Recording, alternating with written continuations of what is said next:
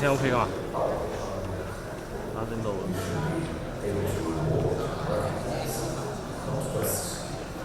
點解係2嘅唔係1嚟嘅？插到我插到1。應該咧，我哋中國人要做翻一個獎項出嚟。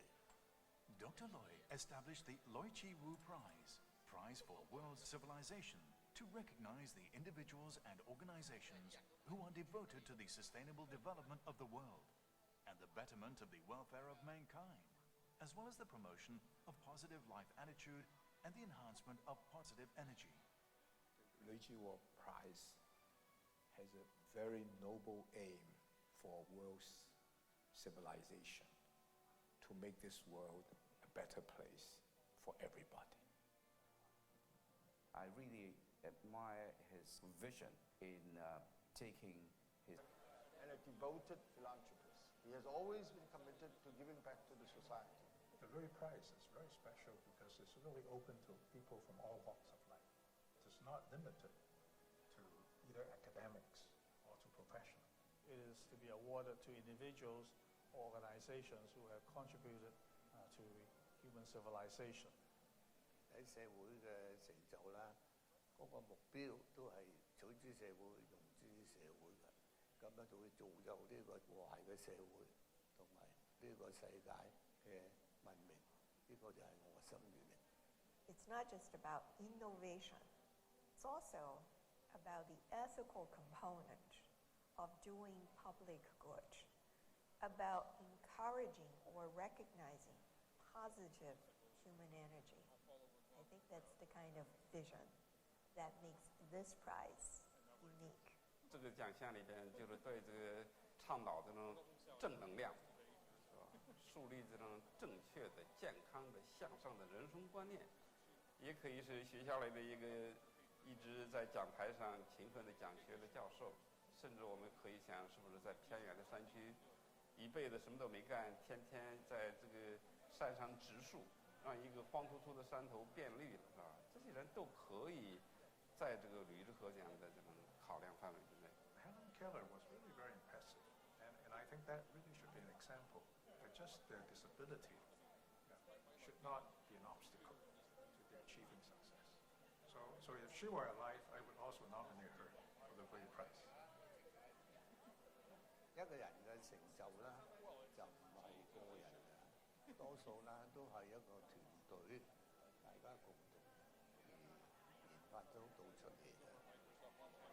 We will try and convey to young people the problem in a way is theirs, but that there are real opportunities to try and bring about change. And what we need from young people is leadership. And support needs to be given by people like Dr. Liu and by institutions.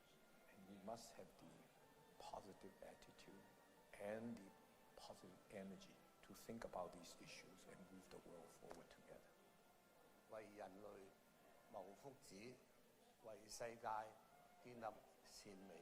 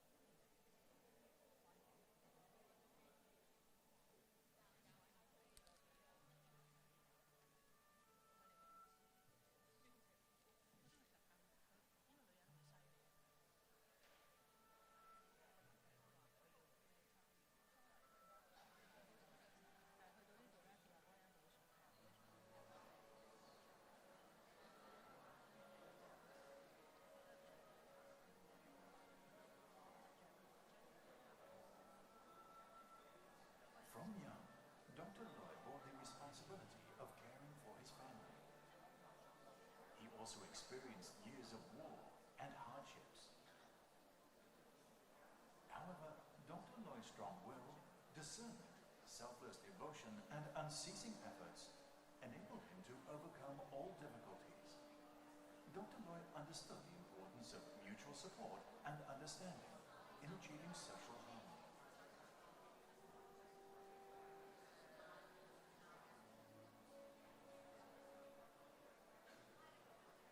我做人咧更強求，即係所謂實事求是。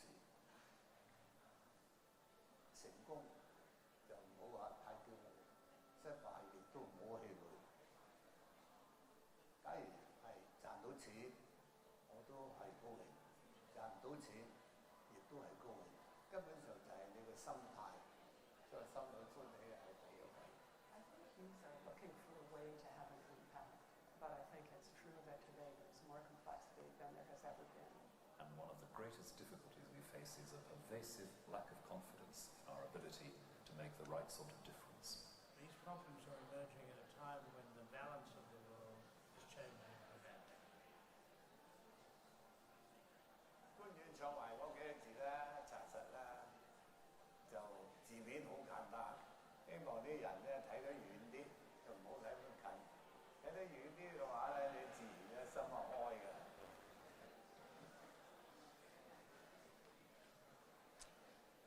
Ladies and gentlemen, good morning.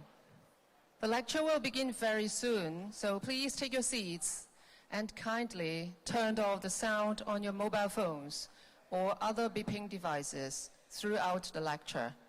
Thank you for your cooperation. For your information, the program of the lecture is now available online. If you would like to view the program, please scan the QR code on the card provided to you. And if you would like to ask any questions during the Q&A session, you can simply raise your hands. Or if you prefer, you can submit your questions using the Slido online platform. The QR code to access the slido.com is also available, provided on the card. Do raise your hands if you don't have a card. So it should be a card like this. And for free Wi-Fi access, the network here is wi-fi.hk via HKU. Wi-fi.hk via HKU.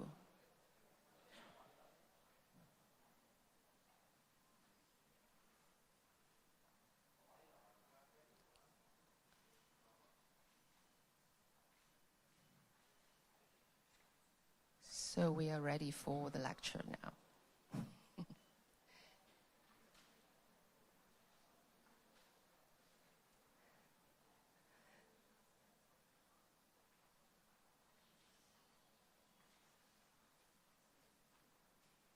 So ladies and gentlemen, welcome to the Jewell Prize, Prize for the World Civilization Laureate Public Lecture 2019, held at the University of Hong Kong today. May I now invite Professor Xiang Zhang, President of the University, to deliver a welcoming speech. Professor Zhang, please.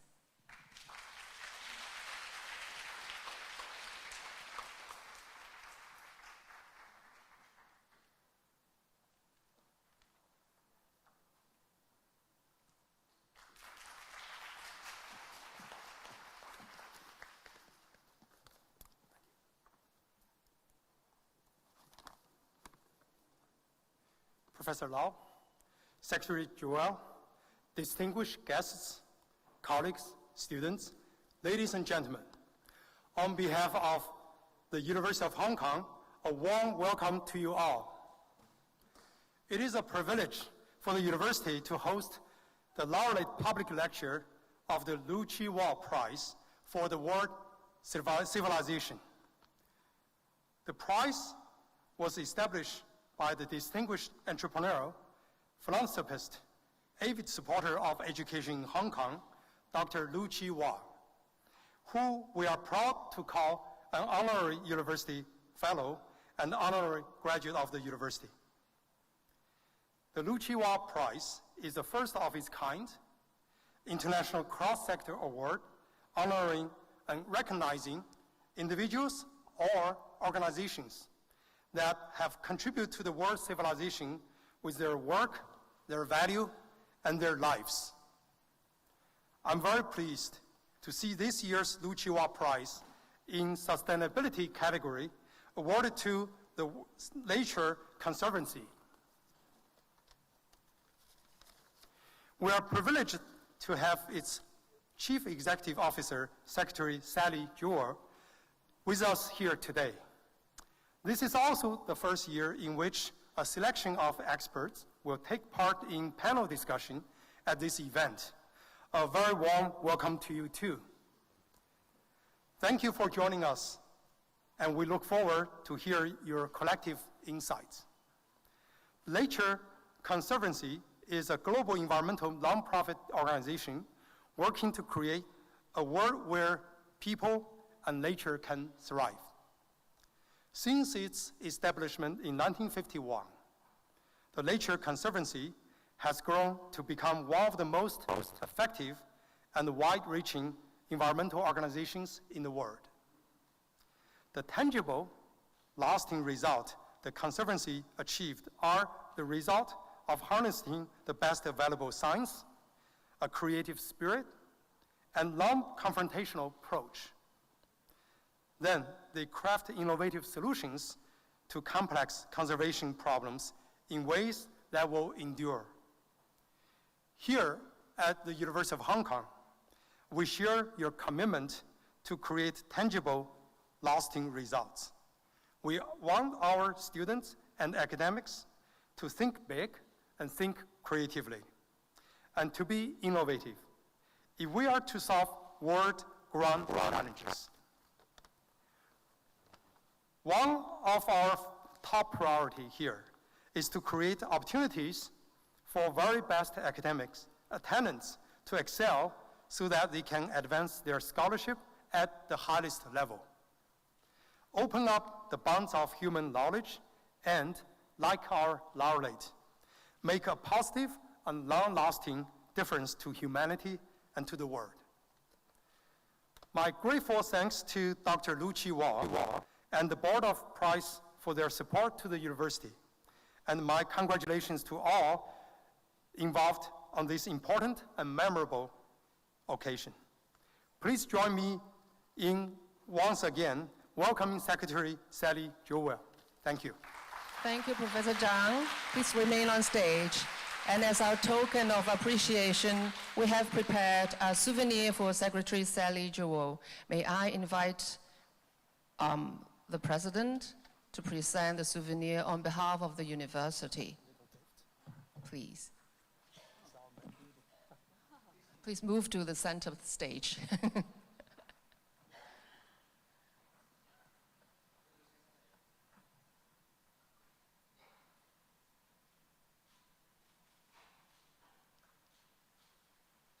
Thank you again to Secretary Sally Jewell, and thank you, President. Now may I invite the following guests to come on stage to join Professor Zhang and Secretary Jewell for a group photo. Professor Zhang, please remain on stage. Ms. Patty Loy, Mr. Philip Chang, Dr. Moses Shang, Professor Lawrence Lau, Ms. Yvonne Lai, Professor Norman Tien, Ms. Kyoto Alman, Professor Christine Low, Professor Kenneth Leung, and Mr. Jonathan Sabuski. They are going to take a group picture all together.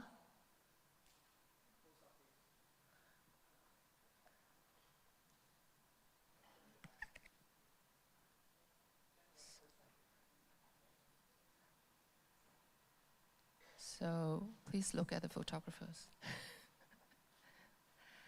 And thank you for supporting the Jewell Prize. Thank you.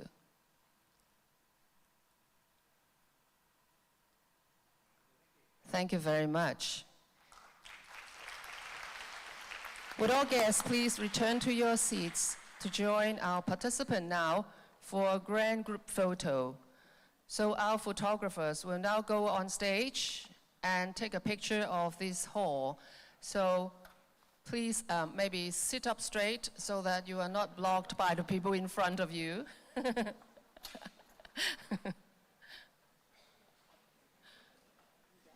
I hope the camera is wide enough.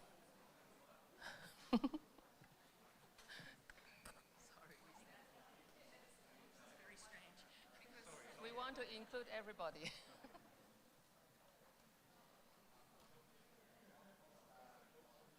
So make sure that you can see the photographer on stage.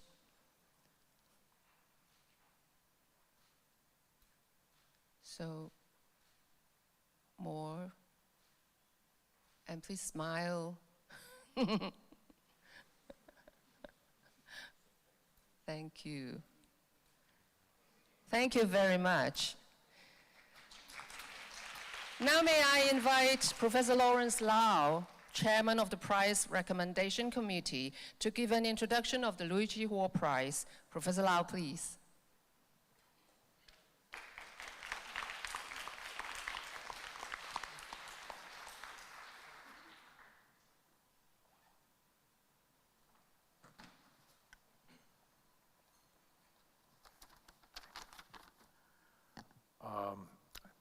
President Xiang Xiang, Secretary Sally Jewell, ladies and gentlemen, good morning. I'm honored to represent the Louis Jewell Prize organization to welcome all of you to this lecture by Secretary Jewell and also the panel discussion afterwards.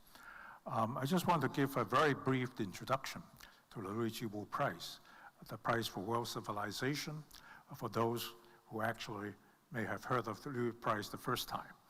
The Louis Jewell Prize was founded by Dr. Louis Jewell in Hong Kong in 2015. It aims to build a better world by recognizing individuals or organizations which have made outstanding contributions to the welfare of mankind, so as to encourage them to continue their efforts in the same direction. With a deep belief in the teachings of Confucianism, Dr. Louis is dedicated to promoting the values of peace and harmony for as many people as possible. The Louis Jewell Prize is awarded each year in 3 categories: sustainability, welfare betterment, and positive energy. The Sustainability Prize recognizes the outstanding achievement of an individual or an organization in promoting sustainability of our planet, protecting our precious environment and natural resources, while also preparing to meet the future needs of the world. The Welfare Betterment Prize salutes the outstanding efforts of an individual or an organization to improve the well-being of mankind. The Positive Energy Prize recognizes the outstanding achievements also of an individual or organization which through sustained behavior or actions inspire the adoption of a positive life attitude in the face of adversity, hardships, and setbacks, and enhance positive energy in the world. Each Louis Prize laureate receives a certificate, a trophy, and 20 million Hong Kong dollars, equivalent to about $2.5 US. We are now in our 4th year of awarding the Louis Jewell Prize, and the Louis Prize, thanks to Dr. Louis' generosity, has continued to sow the seeds for a better tomorrow by recognizing outstanding contributions to the achievement of world civilization. Today, Secretary Sally Jewell, the CEO of the Nature Conservancy, the 2019 Louis Prize laureate in the category of sustainability, will present a lecture on behalf of the Nature Conservancy. Past Louis Prize laureates in the sustainability category include Professor Yuan Longping of China in 2016, Mr. Xie Zhenhua, also of China, in 2017, and Mr. Hans Joseph Fell of Germany in 2018. Incidentally, Professor Yuan Longping was among the 42 individuals honored by the Chinese government on the occasion of the 70th anniversary of the founding of the People's Republic of China a few days ago. Thank you, distinguished guests, again for taking the time to come to the lecture today to be delivered by Secretary Sally Jewell on behalf of the Nature Conservancy. Thank you very much. Thank you, Professor Lau. Now may I invite our moderator of the lecture, Professor Kenneth Leung, Professor of Aquatic Ecology and Toxicology from our School of Biological Sciences, to introduce our speaker today.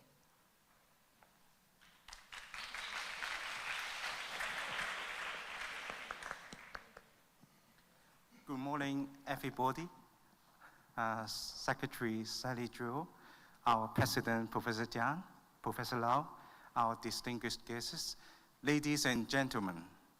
I'm so pleased to be with you this morning and to have the chance to introduce our guest speaker, Secretary Sally Jewell. At present, she is the CEO for the Nature Conservancy, TNC.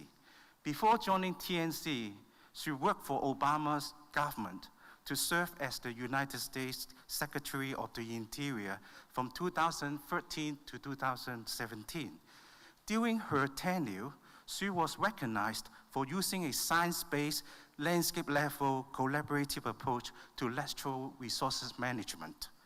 Her work includes championing the importance of science and sharing data to better understand the Earth systems, encouraging investments for more sustainable use of water, deepening relationship with indigenous communities, and long-term conservation of the most vulnerable and irreplaceable natural, cultural, and historic treasures. She demonstrates a commitment to connecting people to nature. In particular, she made great efforts to encourage tens of millions of young people to play, learn, and work on public lands. Interestingly, she started off her career as an engineer in the energy sector. Afterwards, she served for 19 years in commercial banking across a wide range of industry, and then she became the president and CEO of a big company called LUI, a $2.6 billion retail company. She has been very active in governance and board leadership for corporations and nonprofit organizations around the world. She is also a distinguished fellow in the College of the Environment of the University of Washington. The title of her lecture today is The Right Path to 2050, a future where people and nature thrive. Without further ado, please join me in welcoming Secretary Jewell. Please welcome.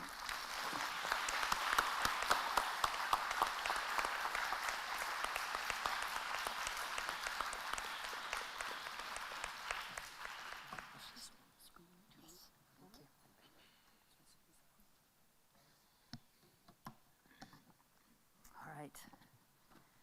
Well, thank you, distinguished professors and President Professor Zhang, for your kind words and your introduction and the gift.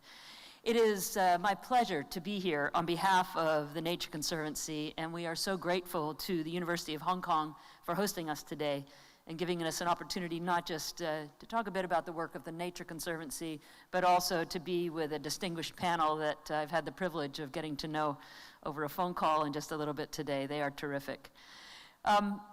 The Nature Conservancy is an organization that has been around a long time, and I am relatively new to the organization, but I am not new to its work.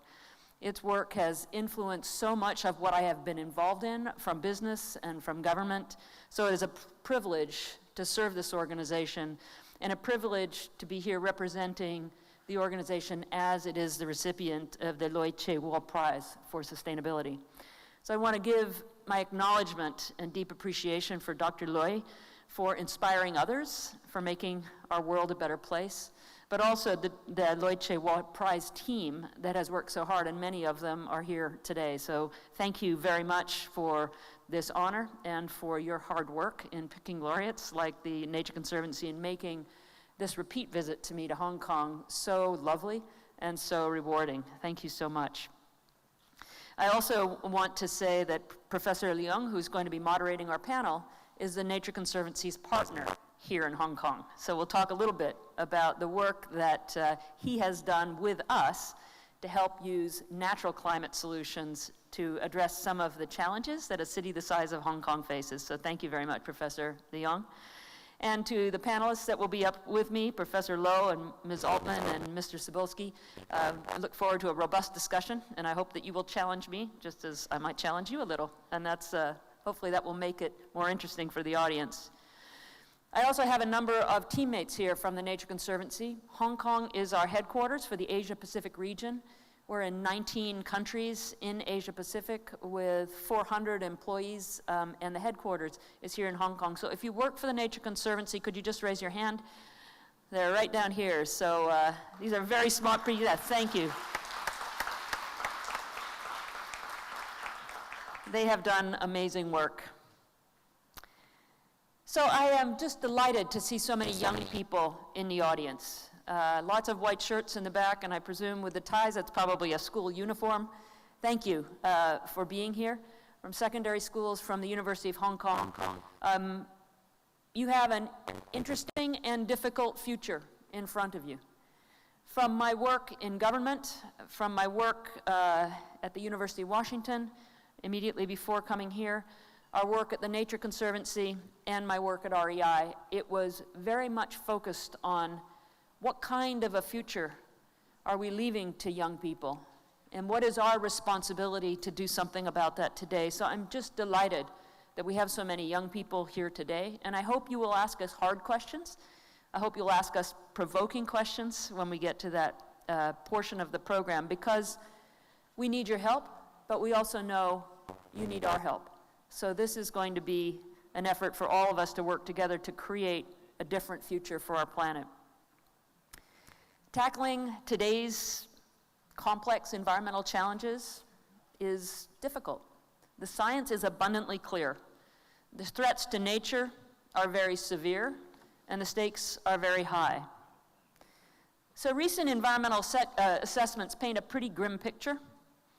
We are on the brink of losing 1 million plant and animal species to extinction within decades. We have lost, across our world, 85% of our wetlands. We used to drain the swamp, thinking that was the right thing to do, but it turns out it was very problematic for many species that we depend on. We just didn't understand how. In the last 3 years, because of warming ocean temperatures, we have lost half of all the coral in the Great Barrier Reef. There are 5 million hectares, like the picture here, that are lost to agriculture each year. 5 million hectares, that is the size of the country of Costa Rica. Last week, the United Nations report on oceans and the cryosphere said that melting glaciers and rising sea levels were much more serious than commonly recognized. So the severe threats that we face to nature also have profound impacts on people. So it's bleak, but there's still hope. The Nature Conservancy is a science-based organization, and science tells us that it is actually not too late to turn things around. So I'm here today to talk about 2 things: how we can achieve a future where both people and nature thrive together, and for all of us here, the important role of the Asia-Pacific region in achieving that vision. Asia-Pacific is home to 60% of the world's population, home to our fastest growing economies across the world. You have an important role to play and also a set of challenges. So the Nature Conservancy is, as was mentioned in the introduction, a global conservation organization dedicated to conserving the lands and waters on which all life depends. We are known for what I hope you will see on stage here in a little while when we're together up here. We're known for collaboration. We're known for science, but grounded in local experiences, which is why we have people all over the world. It's a staff across the world of 4,000 in 72 countries with 1 million members who join and pay money every month to support our important work. And we were founded 69 years ago, beginning in the United States as basically a land preservation organization. But we are now truly global, and we understand that preserving land is only one part of the solution, and that all land is not created equal. We are partnering with indigenous communities like we never have before. We're working with local organizations, as we are here in Hong Kong. We're working with business and government. That collaboration is actually essential if we're going to have the kind of momentum that we need to address the challenges we face. So over time, we have preserved 48 million hectares of land, 8,000 kilometers of river, over 100 marine projects, and we're working in and around more than 100 cities globally. So we're proud of these achievements and grateful to our partners, but we have to make sure that it endures. And as a science-based organization, we're saying, can we meet people's need for food, for water, for energy, without further depleting nature? Can we build a future that we aspire to, where people and nature thrive together? And the answer, according to our scientists who have worked very hard on this, is yes, but only if society comes together now. So our scientists tested our vision. They used population growth assumptions that are readily available. They looked at economic development. They looked at demand for food, water, and energy between now and the middle of the century, 2050. And they modeled the impacts of two scenarios: business as usual, we don't make changes, and sustainability. So I don't have to tell you, and I've used black and white as an example here, that business as usual is not acceptable. A 3.2 degrees C increase in temperature by the end of this century, if not worse. 5 billion people exposed to bad air quality. Only 16% of the fisheries sustainable, and only 8% of the lands protected. That is not the scenario we can go on if we are going to not only thrive, but survive. So we have a different path forward. Still, our temperatures are increasing. We're past that tipping point. We're not going to turn back the clock, but a 1.6 degree increase, under 100 billion people impacted by bad air quality, 100% of sustainable fisheries, and 17% of our lands protected. So how do we get there? And I will say the next decade is crucial. And being in government, it's not easy for government to move fast. It's going to take all hands on deck. So I want to introduce to you 4 areas that the Nature Conservancy is working on where we can have an impact: protecting land and water, tackling climate change, providing food and water sustainably, and building healthy cities. And this picture, by the way, is Hong Kong, of course, but it's, we do photo contests around the world, and this was the winner of the photo contest here in Hong Kong. So let me start with protecting land and water, which is our traditional space. It's how we got our start, buying land to protect it. But we realized over time that the threats to nature are much more complex, and they're increasing over time. So we've evolved our approach. All land is not created equal. And I've had people that worked for, supported the Nature Conservancy for decades say, "Are you still protecting land? I'm worried." I said, absolutely, we're still protecting land and water. It's important, but not the same way everywhere. We have to understand our landscape more. We have to use science to identify the special places that need to be protected, those habitats that need to, that are connecting between others. We have to use innovative financial tools, and I hope we get into that in the discussion today, engaging the finance sector, making it worth businesses' time to do the right thing for the environment. We have to share those collective strategies and not do it all by ourselves. So I want to talk a little bit about land conservation in China. In 2008, there were regulatory shifts in China that opened space for conservation groups like ours to hold forest management rights, giving us the opportunity to supplement the country's existing systems of reserves, contribute our conservation expertise, but also raise money from the private sector to put into the long-term management of these lands and landscapes, supporting sustainable livelihoods in the region. So I'm pleased to say that in 2013, the Nature Conservancy and our partners established China's first privately managed land preserve called the Laureate Land Trust Reserve. So here's a picture of nature reserve guards and conservationists. And they're on a routine patrol of the forest, and this is in Pinghu County, Sichuan Province, where they're logging GPS coordinates, temperature, elevation, tree cover and type, the slope, and other biogeometrics for the location of the giant panda. It's 11,000 hectares. It connects together habitat for pandas, for golden monkeys, for golden pheasants, and the first Asian golden cat seen in China in nearly a decade was on this property. But more importantly, it supports communities that are near the reserves, communities that now have guest houses for people to come and visit, that have an ag program that connects their farmers to high-end markets who are looking for sustainable honey and eggs and chickens.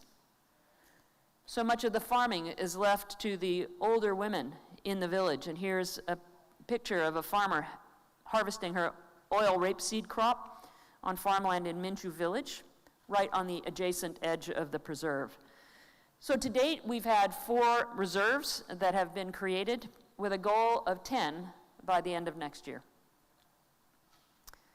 Next, tackling climate change. The picture is from Indonesia. Climate change is not just, obviously, an environmental challenge. It's a threat to our economy, our health, and our way of life. Hong Kong may have dodged the typhoons of this year, but they've certainly hit the country I call home, the United States, and they're much more severe than they ever have been in the past. They're also a threat to the conservation mission of the Nature Conservancy, because place after place that we have worked hard to protect are changing before our eyes. Rivers and lakes are warming, sea levels are rising, coral is dying, and food webs that have been so critical to our work are disintegrating. The UN Biodiversity Report said climate change will surpass land use change as the biggest threat to biodiversity by mid-century. Doesn't mean that we shouldn't pay attention to where we develop, but it does mean that we must pay attention to climate change. And we've got a big challenge, right? It's political. My home country backed away from the Paris Climate Accords at a federal level. That's not constructive to addressing this challenge. We need to work together at every level of government, at every level of business, university, professors, and individuals coming together to create the kind of scale that we need to have change. The Nature Conservancy works at an important piece of that, and that is natural climate solutions. For example, mangroves in Indonesia, like this picture in Provinsi Aceh. Conserving and restoring or better managing forest, grasslands, and wetlands can deliver up to 1/3 of the emission reductions needed by 2030 for our world to achieve the Paris climate goals. So natural climate solutions and leaning into what we learn from nature is a very important part of the solution. And there's a lot of other benefits. It protects food and water security, provides better air quality, provides habitat for wildlife, and local livelihoods. So mangrove forests in coastal areas in the Pacific Islands is a good example. Climate change there is transforming the ecologic and the cultural fabric of these small island nations. They banded together and asked the world in Paris to up their game, to look at more ambitious goals. We know from the work that we've done in those areas that natural solutions can help them adapt to the impact and reduce their emissions. So mangroves, they're barriers to storm surges, they're fish habitat, they absorb blue carbon, carbon captured by coastal ecosystems. And by working with local communities that depend on mangroves, we can enhance their livelihoods. So we have an alliance in Indonesia to protect and restore 500,000 hectares of mangrove forest.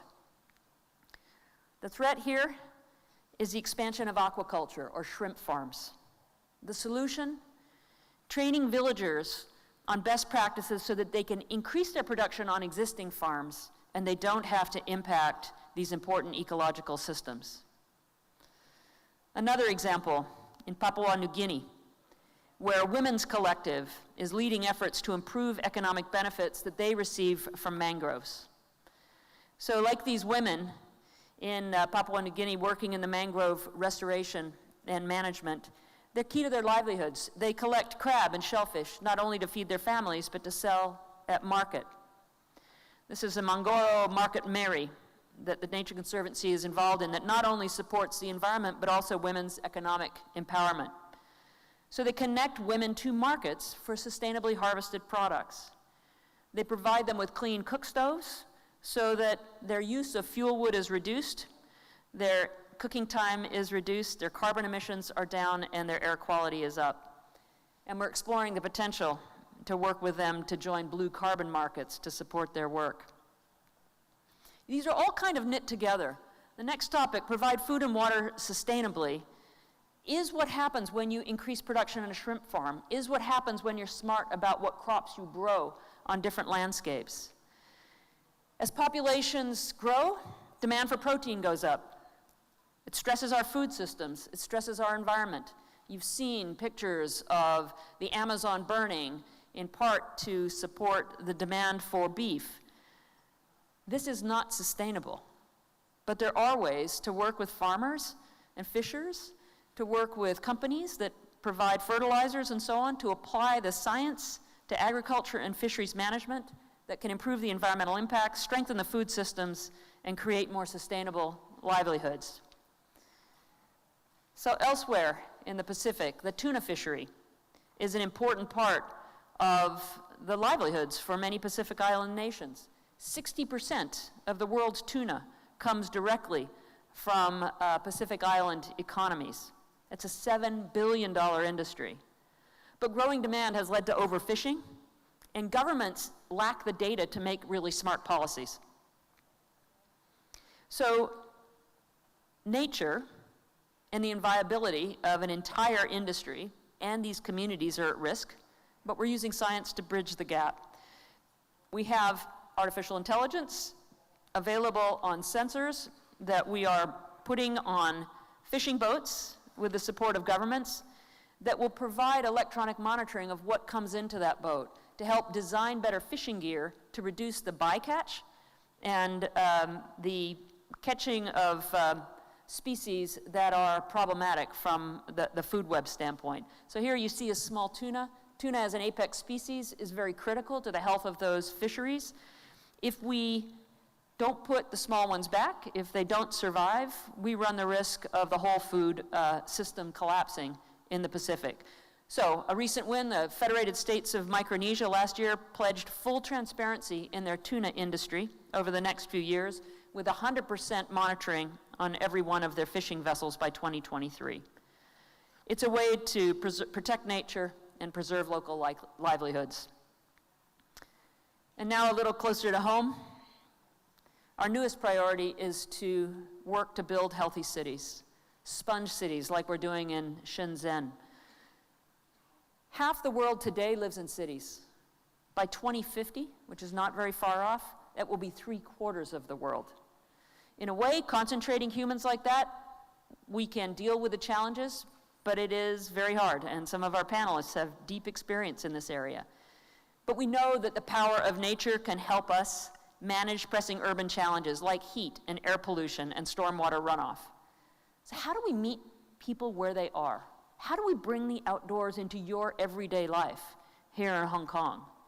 And I have to say, having been here on a number of occasions, it is amazing to see the 40% of land that you have preserved here, and the opportunity to get out and hike and experience the trails here in Hong Kong. I hope that you embrace all of your young people to get out into nature and recognize what is at stake. That is not true in many, many cities. They don't have that accessible area. So how do we connect urban dwellers to nature? How do we build a conservation ethic? How do we take young people out to understand? And this is the example I want to use where we work with Professor Leung. The Nature Conservancy here in Hong Kong has created an oyster restoration program that I had the privilege of going out to visit. So here are some volunteers and Nature Conservancy folks out working on oyster aquaculture, which is a 700-year-old tradition here in Hong Kong. I learned an important fact earlier this week, and that is that the Hong Kong oyster can take 700 liters of water a day and process it through their systems. So when you have nutrient runoff coming from agriculture activities upstream that causes harmful algal blooms in Hong Kong Harbor and the Pearl River Delta, oysters can take that out. It actually enhances their growth. It improves water quality. But it also creates local livelihoods for the communities there, who are running these oysters through a depuration plant, or they're drying them and cooking them for your golden oysters, which are very good. That helps local lives and livelihoods. And these are communities that are struggling from an economic standpoint. So I want to thank Professor Leung for being our partner, and my colleagues at the Nature Conservancy for bringing school groups out, young people, to see how nature-based solutions can help a place like Hong Kong. Because not only do oysters provide a source of food and economic activity, an oyster reef protects communities from the impact of storms. It cleans up water. It provides a reef system that used to be natural, but was harvested for limestone and wiped out years ago. The good news is you still have oysters in the water, and they will naturally seed if you give them something to attach to, just like the people are doing in this picture. So it is about learning, and it is about training young people. Our projects are in Deep Bay and Tolo Harbor. It is about building capacity for the local oyster farming community and providing seed funds for aquaculture gear. It's about sharing knowledge, and a number of the people there went out and visited projects in New York and Chesapeake Bay, where in the United States we're trying to bring back harvest, where it's farther gone than it is here. So we have an opportunity collectively to lead, particularly in the Asia-Pacific region. In the UK, where I was born, the natural areas are largely gone. It's been turned over to agriculture. When you fly over the United States, you see millions of hectares of cropland, but relatively little natural landscape. If you go to the Alps, it's been turned into, it's beautiful, but it's turned in basically to pasture land for cows. You have areas here that you can still protect in the Asia-Pacific region. Natural areas to be preserved, species and habitat, the biodiversity is amazing. To structure food systems with less impact and to act on climate. I wish we had this chance all over the world. I'm proud that the Nature Conservancy is here and can help be your partner in moving that forward, because what we do have is science and experience and a willingness to collaborate and partner with you. We know how important it is to work with local communities, leverage traditional knowledge, learn as we go, and bring in more people. So we're at a turning point right now as a world, and one that's going to determine the future of people and the health of our planet. But we have the solutions right here at our fingertips. New models of land protection, natural solutions to climate change, new technologies to provide food and water sustainably, and science-based solutions for resilient, healthy cities. So I want to end with my favorite quote, which was what I used when I worked for President Obama, when I had to make difficult decisions around land and nature, which was a big part of my job. And that is that we don't inherit the earth from our ancestors, we borrow it from our children. We don't inherit the earth from our ancestors, we borrow it from our children. So for the young people that are here in the audience, we have been borrowing this planet from you, and I'm not proud of the condition that it's in right now, but I am committed, as are my colleagues at the Nature Conservancy, to working with you across generations to chart a better path for all of us. Thank you very much.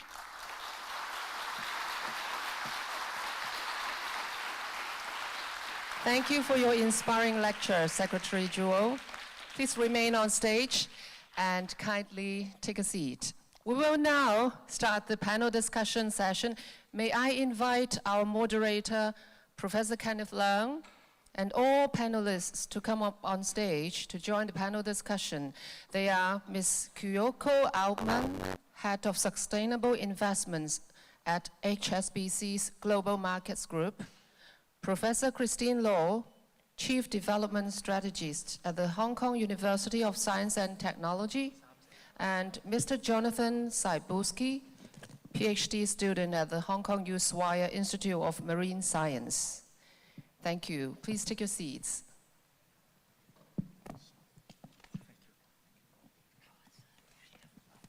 So before starting our panel discussion, may I invite you to send your questions through this Slido online platform by scanning the QR code.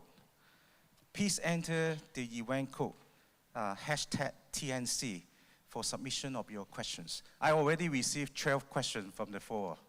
The panel discussion will consist of 2 parts. We only have 40 minutes. First part around 20 minutes, then the second part also same. First, I will pose some questions, like a standard questions for discussion among the panelists, and occasionally I will fill in some questions from the audience through the Slido. In the second part, I will open the floor for Q&A, and we will take a few questions from the floor. Then our colleagues will pass the microphone around. Are you ready? Good. So especially I would like to welcome Jonathan, Christine, and also Kyoko. May I first invite each of you to briefly introduce yourself and then highlight one most inspiring aspect that you just learned from Sally's talk. Yes, please. I'll go first. Usually ladies first, but my name's John. As I was introduced, I'm a PhD candidate here at the School of Biological Sciences. I'm a historical ecologist researching coral reefs. So it's my job to kind of look to the past to see a reef ecosystem and see what it was like before human disturbance, so we can compare it to its current state and then hopefully use that knowledge to preserve it and conserve it for the future. And the most inspiring part of your talk actually came right at the beginning, which is when you were talking about young people in the room, which I'd still consider myself, thankfully, for now. And you said, you know, we need you, and then you also followed up by saying, you know, and you also need us. But I think that's really encouraging, because often as young conservationists, we don't get brought into the conversation at all, and it's not highlighted that we need you, and I think you mean you need us now, like not when we become CEOs or when we become PhDs or we become honorable delegates, because frankly it'll be too damn late if we wait at that point. So it's really encouraging to hear you say that you want to incorporate us into the conversation now and that we should be working together. So. Christine, please. I'm Christine Lowe. I was the former Undersecretary for the Environment. I was also a member of the Hong Kong Legislative Council for about 9 years. But prior to that, actually, I was a commodities trader and dealt in materials, natural materials. So I was always interested in that side of the environment. What I do now is I'm working at the Hong Kong University of Science and Technology, as well. I'm teaching at the business school in the US. What I really enjoyed about Sally's talk is that constant reminder that there are important science. That means there are some facts. There is more learning for us to do, and also that we must collaborate, because the world is a complex place. There isn't very much that one discipline or one group of people can completely solve the problem. And Sally and I have both been in politics, and you know, I always think politics is not necessarily about the art of the possible, although that's very important, but the boundary of possibility increase. If you're able to have some new facts, or if you're able to tell the story a bit better, to work with others, to be able to convince them that the change is now. And I also just want to add a last point about young people working with older folks like us. We do need each other because we are part of the society. And the great thing is, you know, it's the half full, half empty kind of sense. Some people would say, oh my God, we have such huge problems. But also, just from listening to you, Sally, there is so much knowledge and interesting things happening out there. I mean, if we were just to take oysters, how much that we can learn about oysters themselves, about oysters and its history in Hong Kong, about what oysters can do. So there are just so much interesting things there that I would like to see Hong Kong and other places going forward to dedicate more resources for capacity building, getting people out there so that we can learn on the job. Very well said. How about Kyoko? Yes, I'm Kyoko Altman, and I'm responsible for sustainable investing at HSBC Global Markets. And what that means is we work with institutional investors like sovereign wealth funds, central banks, asset managers, insurance companies, pension funds, to help them find sustainable investing solutions. And perhaps I'll talk about that a little bit later, more in depth. But before I had joined finance, I was a journalist for many years. And I remember in the early 90s, 1992, back in the days when the Rio Summit was taking place, I was in the Amazon covering the issue of the challenges around deforestation. And the reality is we still face these same challenges today. What inspired me, what Sally said that inspired me today is she talked about how TNC is a science-based organization and that science tells us that it's not too late to turn things around. And I think we've been sitting on these challenges for a very long time, but right now we are seeing things starting to turn around, at least in finance. And what I mean by that is just in over the last 2 years, there's been a 30%, more than 30% increase in the amount of money committed or invested in a sustainable manner. So the amount now is over $30 trillion. That's a huge amount of money, a huge growth that is committed to specifically considering environmental issues, also social and governance issues as well.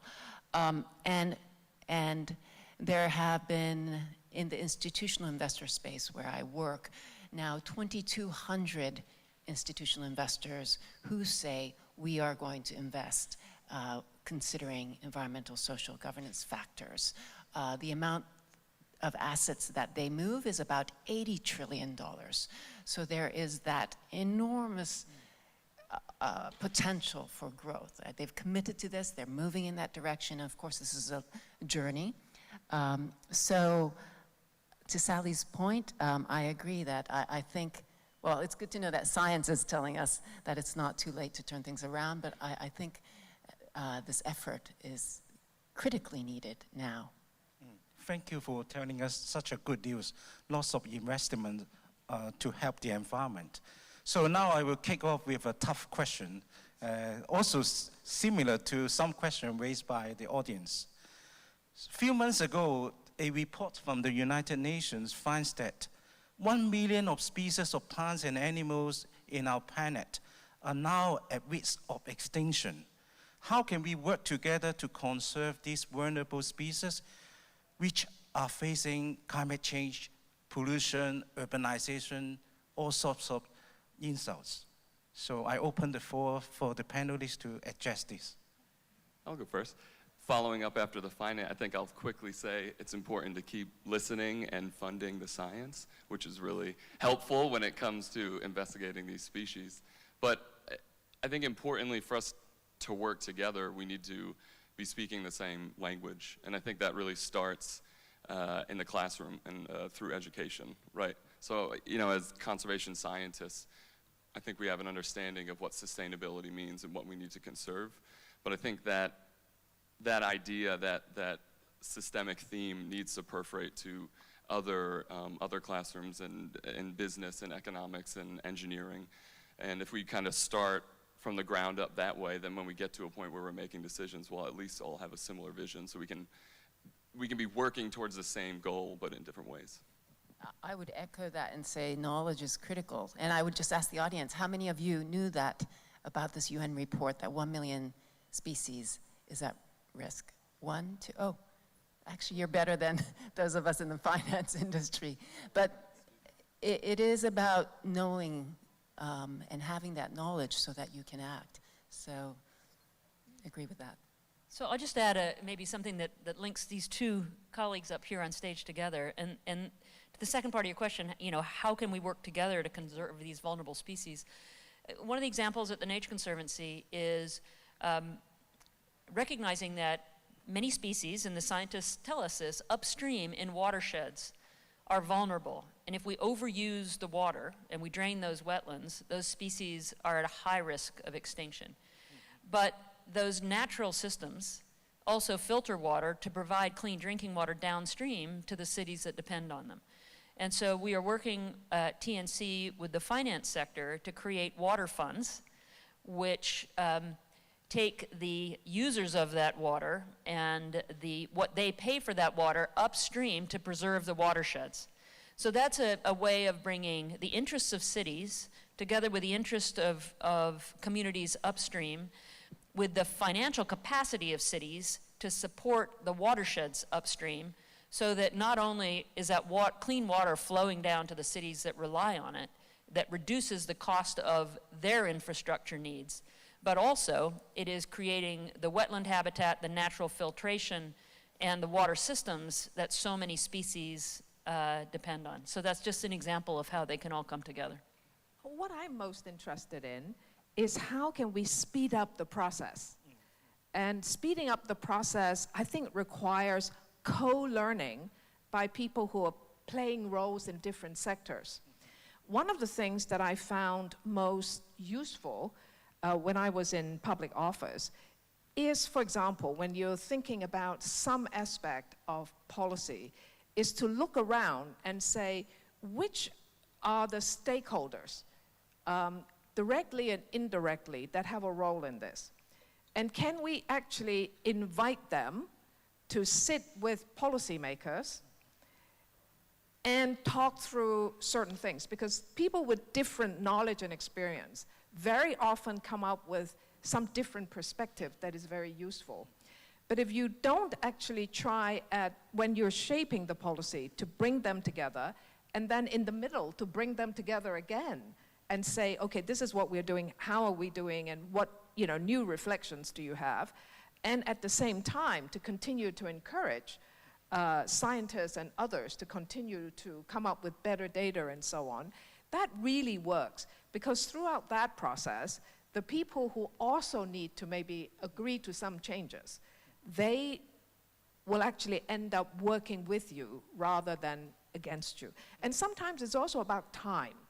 People whose interests are going to be affected, if you persuade them that there's a right path that way, but they will say to you, but I need more time to adapt.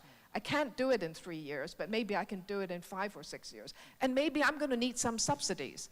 So that can all be articulated in a way that can help us to get buy-in and to move forward. So buy-in and collaboration are the key. So I would like to hear from Kyoko. What is the role of the industry and financial sectors in addressing all these conservation challenges today? Right. It is a journey for all of us. But one of the things that I think is important for businesses or companies to do is set policies and targets. As you mentioned, as Christine mentioned, targets. And so just as an example, where I work, we have a target of providing $100 billion in sustainable finance and sustainable investing. That means, for example, providing, helping other companies issue green bonds, providing the money so that that company can invest and improve perhaps its carbon footprint. Another goal we have is 100% renewable energy being there by 2030. That's, hopefully we can expedite that. And thirdly, we're committed to what is called the TCFD. That's the Task Force for Climate Related Risk or Financial Risk Disclosure. And it is a market-driven, voluntary effort to disclose the risk that you have, the carbon footprint that you may have publicly. And the reason why this is critical is because on the other side, when investors invest, they need to have that data, whether they want to invest in that company or not. Without that data disclosure, it's hard to make those decisions. So moving towards more transparency, this is another goal that we have. So those are some examples. Really good. Maybe I should ask Sally about how does TNC leverage and collaborate with the financial sector, since I know you're very good in fundraising. Well, TNC recognizes that it is hard for government to move quickly, as Christine pointed out, and having been in government, I recognize that. The financial sector is a very, very important and emerging partner for TNC. So I use the example of water funds. So that's actually aligning the interest of business using financial mechanisms to recognize the upstream value of watersheds. So that's one example. We've got another one that's called Blue Bonds, and that is working. Let's just use an example, a real example that we have done in the Seychelles. So the Seychelles has expensive national debt. We worked with the Seychelles as a country with the financial sector to say, if we guarantee that debt, we can get a lower interest rate for you. We got insurance, Overseas Private Investment Corporation, to do that. The differential from what they were paying in interest and what they are now paying as a result of buying that interest rate down by guaranteeing the debt, they are putting into the restoration of coral reefs and their blue infrastructure, which has the positive effect of driving their economy, their tourism-based economy, the fishing economy, and so on, that is tied into those reefs. So that's just another example of how the financial sector can be brought to bear. In this case, with government to take money that's otherwise being spent, but being spent on interest as opposed to being spent on something more useful. And another related twist, we're doing this in Belize, I think, and Mexico and the Yucatan area, is working with insurance companies to say, if we buy insurance against a coral reef that might be wiped out by a storm, that then provides some financial security to the hotels and the communities there, that if that happens, they have the resources because of the insurance to help rebuild that coral reef. And the scientists help us understand how to go about doing that. So I've got multiple examples of that, but those are just a couple that it doesn't require government to step in, but the financial sector is stepping in to help bring large amounts of money to bear to support local economies that are also aligned with natural climate solutions and nature. And on the blue bonds, this is a relatively new thing. And on the institutional investor side, for example, in Australia, there are a number of insurance companies, pension funds who are actually interested in investing these blue bonds, but not enough supply. So lots more work to be done. Great. So I received maybe 4 questions similar about Hong Kong. People asking, we have conflict in land use. Now we have 40% of lands being assigned as a country park. And we have a shortage of lands for building infrastructure and housing. And then government also proposed to reclaim a big 1,000 hectare next to Lantau Island. So how can we resolve this kind of conflict and find the best outcome? Maybe I should invite Christine to address this. So maybe I also want to acknowledge where we are in Hong Kong today. I don't think it's viable for the government to continue to push a large reclamation. It's just too politically sensitive, however you look at it.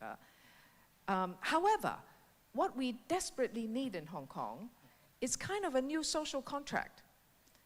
What kind of life can we enjoy going forward in Hong Kong? What I'd like to hear from, a resounding message from Hong Kong people, especially young people, is you want a clean and sustainable environment. Right? Then this becomes a core driver for a new social contract. So when we talk about, well, what is it like going to be in Hong Kong for the next 10, 20, 25 years, we can actually talk about the physical aspect of how we are going to live. So, we talked about smart city, sustainable city, we talked about the science, we talked about how you could say the built environment, right? Our buildings can coexist with nature. I mean, you know, the ideas, the design, the science, the engineering, it's actually all there to support this. Now, in terms of how we might approach, how we use the land that we do have, because right now, and also when I was in office, people say, don't touch the country parks. Don't reclaim anything. So I think what we want to do is, okay, let's look at the science.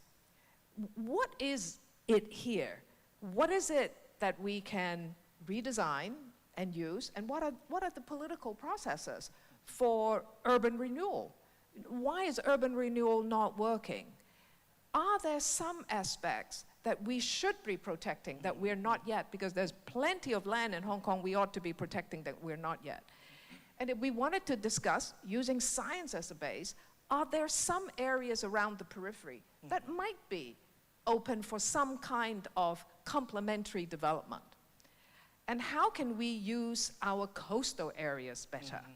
You know, I mean, all this is just so exciting. And I know from working with many stakeholders, we have the architects, the landscape architects, we have people who understand urban forestries, we have people who are in all kinds of built environment professional expertise. Why can't we have kind of like a giant charrette, a giant dialogue, where really get people to focus with the scientific facts of what it is that we can do in this city and get on with doing it? Can I just add, as I was on the trip out to La Fouashan, I was speaking with some of my colleagues on the bus and visitors who were there as well. And we went by a number of brownfield sites that are polluted. This is common in a number of cities. And as I've gone around the world, including in my home country, much of the development in some places has been reclaiming brownfield sites as opposed to using natural sites. And in some cases using natural climate solutions to address those brownfield sites and clean them up. So it's just an observation as I was driving through Hong Kong and looking at many, many new communities that you actually have land that's available. It's just not in good shape, and you could kind of kill two birds with one stone. I think you're absolutely right. We have plenty of brownfields. And then let's bring in the finance. We have a lot of buildings here. I mean, Hong Kong is one of those cities where forever people are doing interior redecoration. They have to patch up their buildings. They have to change the pipes. I mean, this all have to be done, you know, in some cycle.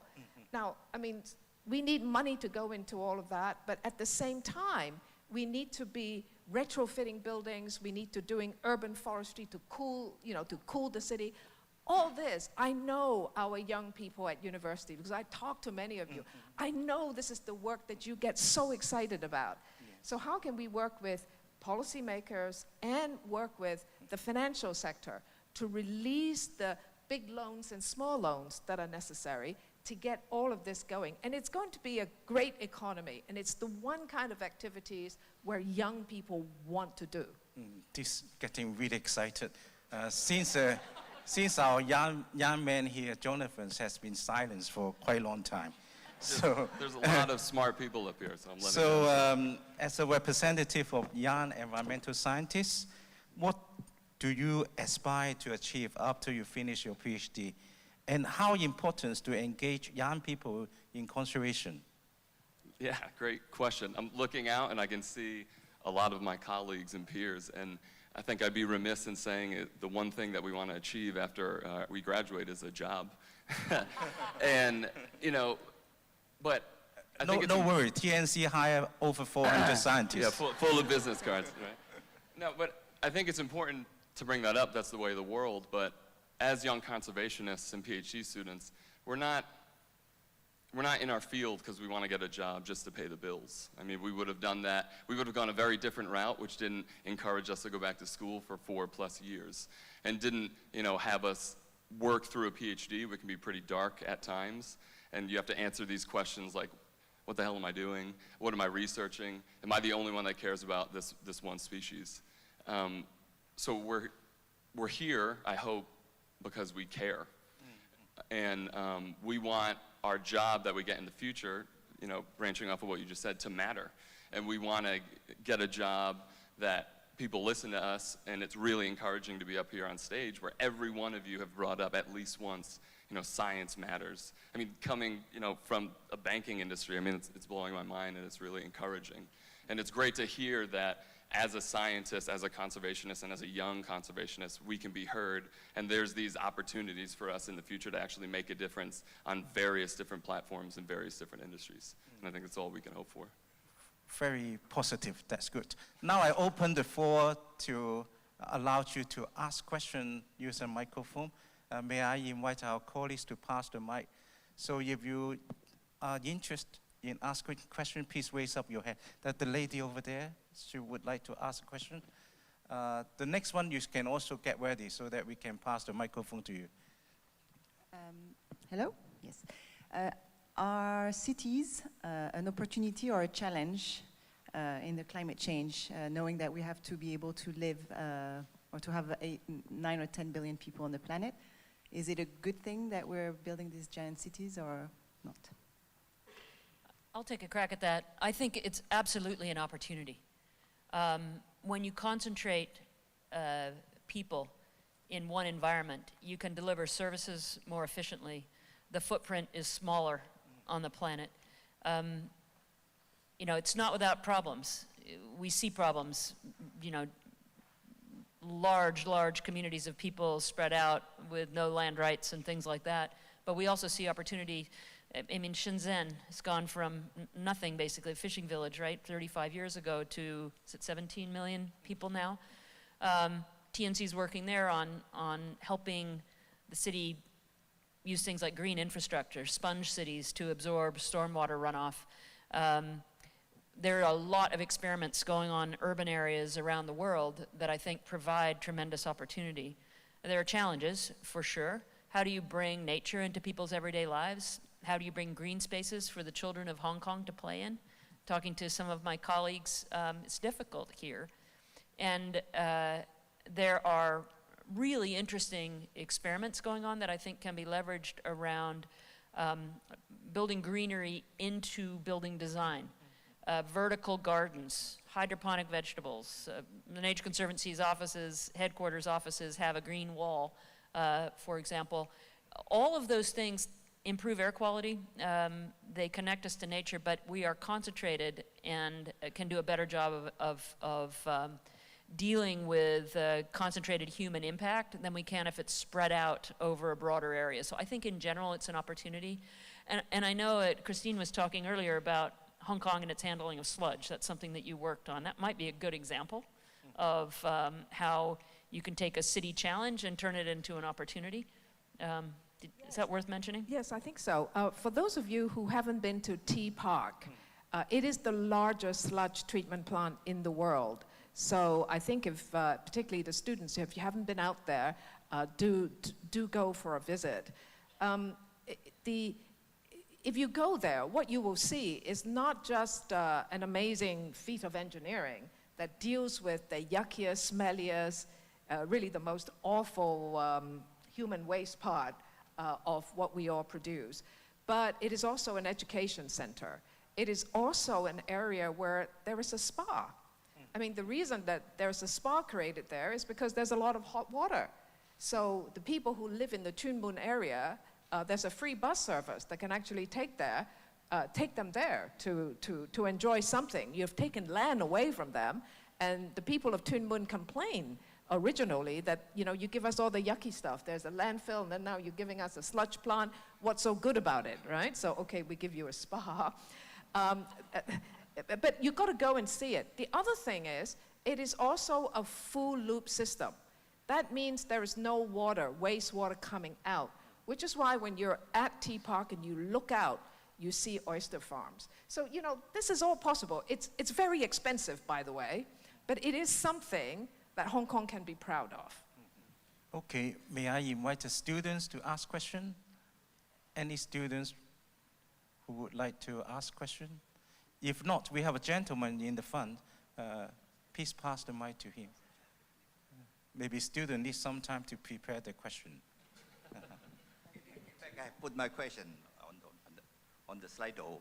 My question is, it's really very interesting, but we can can we find out all the correlationship? What is the correlationship among the land, food, information, energy, and climate change? Is there any correlationship? Well, this is a tough question.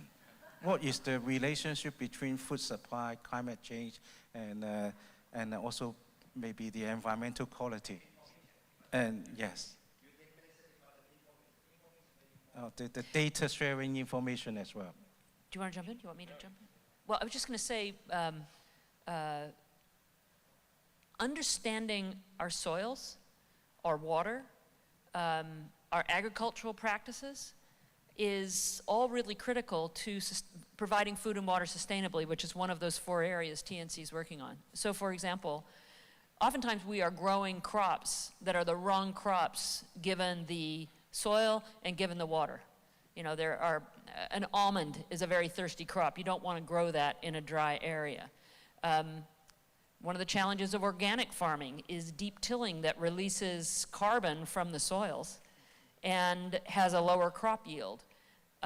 Some of the opportunities, and this is something that we are working on with agricultural, large agribusiness companies, is how to minimize the use of pesticides and fertilizer and put the right kind of crop on a given landscape to reduce the tilling, to maintain the soil carbon that's there, and to bring the science to bear for the farmer so that the crops can be rotated in a way that boosts soil health as opposed to diminishing soil health.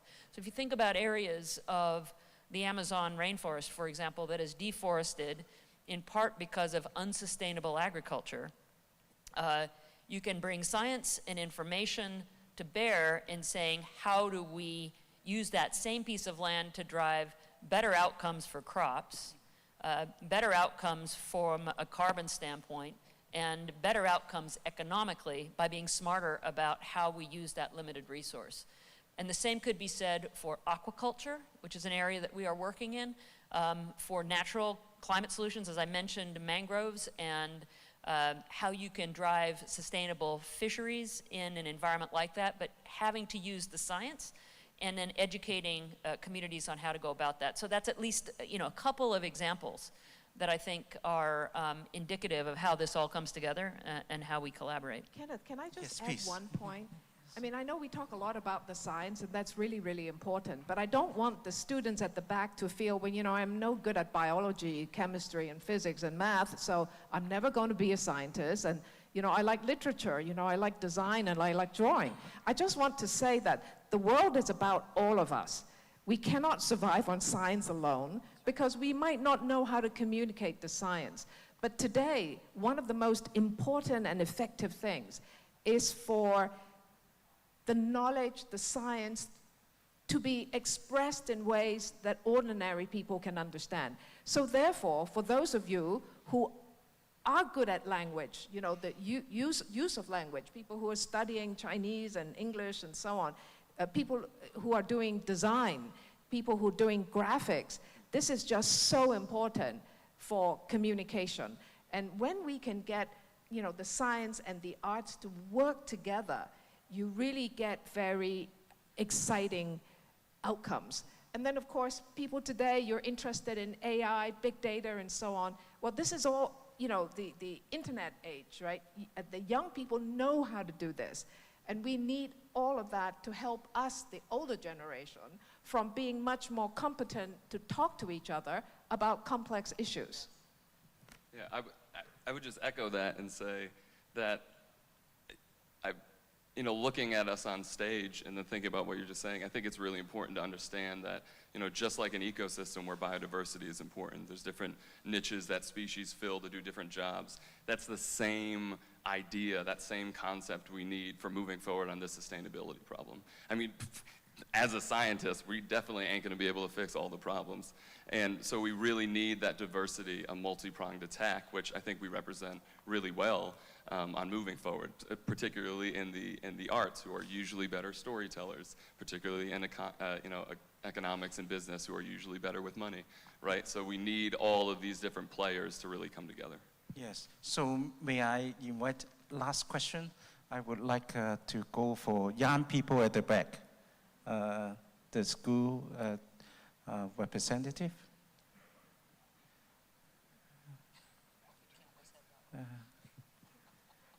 Hi, my name is Ellen. My question would be related to sustainable investment. How banks and financial industry in general can prioritize what they're investing in? And is there a monitoring mechanism, say ESG reporting? Thank you. Sure. So traditionally, investors looked at financial factors when assessing companies. And now there is a huge shift in saying that's just not enough.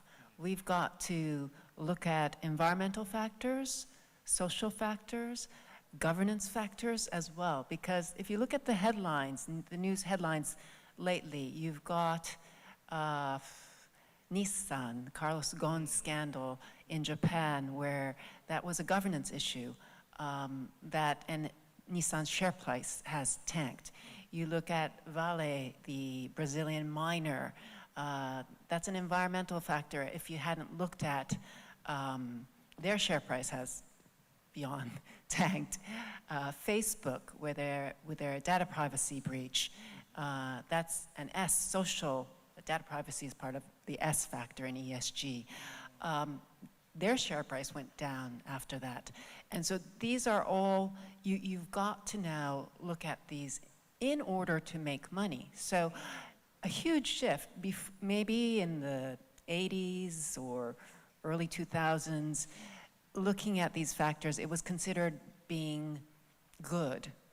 Today, it's about actually making money long term.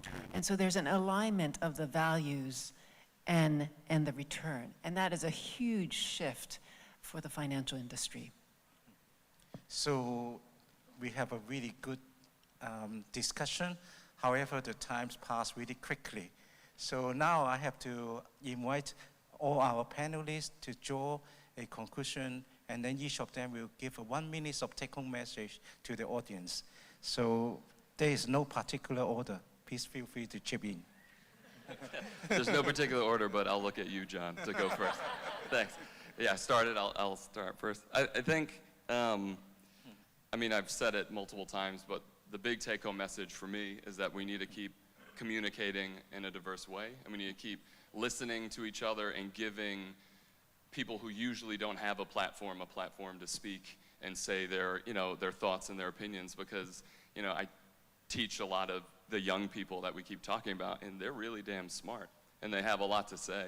And if they're going to be the ones who are inheriting the earth or inheriting all these problems, we need to start incorporating their ideas now. And the hopeful message I hope to give is that, as an earth scientist, earth and nature is really resilient. And that's encouraging, and it's encouraging to hear scientists say we still have time.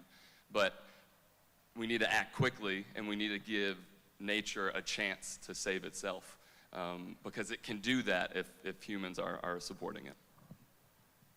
I'd like Hong Kong to get to talking about the new social contract, about how Hong Kong is going to be. And we can only do that when people are willing to sit down and engage with each other. But the subject is so exciting. And if the young people in the audience especially who take something away from what we're saying, whatever they're interested in, whether they're art, science, whether they're doing economics, actually the future is pretty bright and there's a lot of work to do. And I do believe that the jobs are coming because people are beginning to realize the sustainability path is the one we all need to get on. So I hope that we can focus on that and have the kind of co-learning spirit as well as being willing to communicate and dialogue to get to much better solutions. Sure, I absolutely agree with what you just said, both of you just said. I think it's about communicating, collaborating, the nonprofits, the universities, the businesses, government all coming together, and the individual. I mean, it's up to each and every one of us to act in whatever capacity that one can, because the challenge we face is urgent. It's great to be up here with this panel and great to be in this room with so many people, especially the young people that are here. We've talked a lot about collaboration and we reflect a different series of backgrounds up here. In my work with young people, particularly over the last 2 years, I've talked about the multiple facets of society that need to come together to create a future that's both economically successful, which humans demand, but also environmentally sustainable. And we all come from different perspectives, but we are all needed. There is a role for the citizen activist that is willing to march and make a noise and say the climate is really important to us, as we saw around the world last week, as we heard in no uncertain terms from Greta Thunberg from Sweden, who's saying, "How dare you," to my generation. That is an important and a loud and an otherwise unheard voice that is really important. So citizen activism plays a role. Everybody is not going to want to be in that role. They're not going to be comfortable, but it is an important role to play. Academics, scientists like John and like Kenny are really critical in helping us understand our systems. Government at every level is important. The Hong Kong government, the local councils, in my home country, from a local level, a tribal level, indigenous communities, counties, states, federal government, all knit together. They play a role, and it's a different skill set. Business, we cannot get there without business. Business is not the enemy. Business is an important collaborator, and Kyoko mentioned some good examples of where business is coming together, and they really ignore this at their peril. Nonprofit organizations like the one that I'm currently representing sometimes can be the risk taker that collaborates and experiments, just as we're doing with oyster reefs here in Hong Kong, that then can show the Hong Kong government or broader governments in the area that this is a solution to cleaning up water, to algal blooms in our marine ecosystem, to resilience in storm surge, to local economic activity, and to the education of young people around here on these natural climate solutions. So I just have to say, to reinforce something that Christine said earlier, doesn't matter what your skill set is. We've known climate change is a huge problem in the scientific community for decades, and yet we have gone nowhere. I come from a country where the president is a climate change denier. The science is abundantly clear. But why do some people still say, I don't believe it? And it's because we don't have the voices from literature, the voices from art. We may have the head, but how do we get to the heart of human beings across this planet? And that is a very different skill set than the ones that have said, here's what's happening in those statistics I put up there. So I would just say to all of us, but especially the young people here, to reinforce what has been said by this panel, your engagement matters, your skill set matters no matter what it is. So please engage. And I will just say one final thing, that is, most of the things that have knit my career together have been the work that I was not paid to do. It's volunteering out on an oyster reef. It is volunteering out in the community. It's going on that little council trying to figure out what do we do about our neighborhood. It is meeting people like this wonderful panel that I'm up here with, where we learn from each other. So whether you're a student studying a particular subject, find a network of people that you can learn from, because it can change your life just as it changed mine. Thanks. Thank you so much.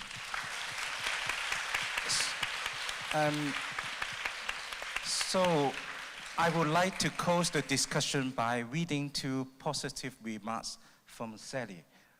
I've just tried to show off I'm a good student. So what she said, science tells us that a sustainable world is possible, but only if society makes big changes to put the planet on the right path. When we collaborate, share knowledge and resources, and leverage our individual strengths, we can protect the planet at unprecedented scales.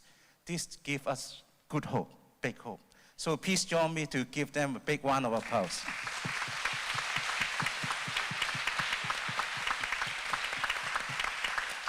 Thank you, Professor Leung and all panel members. And thank you all for joining us. Please, another round of applause to our panel members. And of course, to ourselves, though some of us didn't ask any question. We may have questions in mind. So thank you so much, ladies and gentlemen, for coming and joining this lecture. And this is a wonderful one. And so have a good day. Thank you very much. Thank you so much.